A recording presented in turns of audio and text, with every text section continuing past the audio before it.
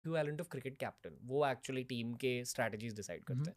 तो एक legendary manager है जिन्होंने आर्सेनल को मैनेज किया था, उनका नाम है आर्सन वेंगर।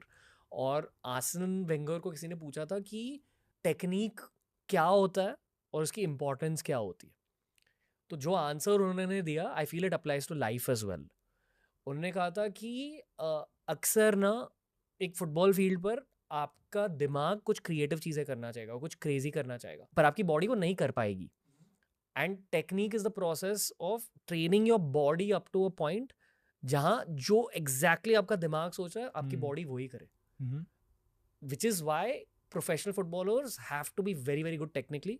और उनमें भी जो सबसे टेक्निकल इंडिविजुअल्स हैं वो टॉप तक पहुंचते हैं in the world of football also. But I feel कि this definitely applies to life also.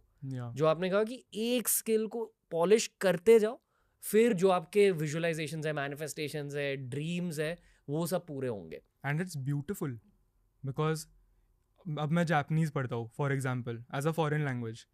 तो जब लोग मुझे मिलते हैं वो पूछते हैं क्यों तुझे ट्रांसलेटर बनना है क्या, तुझे जापनीज़ कंपनी में काम करना है क्या? नहीं, मैं जापनीज़ पैशन के लिए पढ़ता हूँ।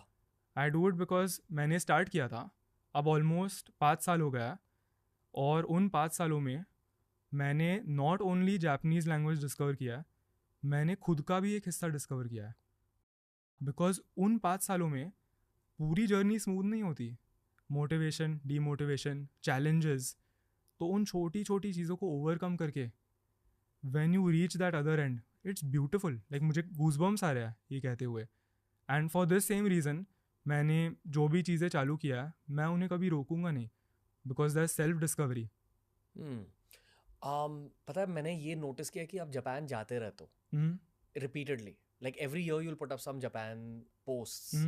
एंड एज एन ऑब्जर्वर जब आपकी जर्नी ऑब्जर्व करता हूँ, मेरे दिमाग में 2 थॉट्स होते हैं, and I am saying this as a complement.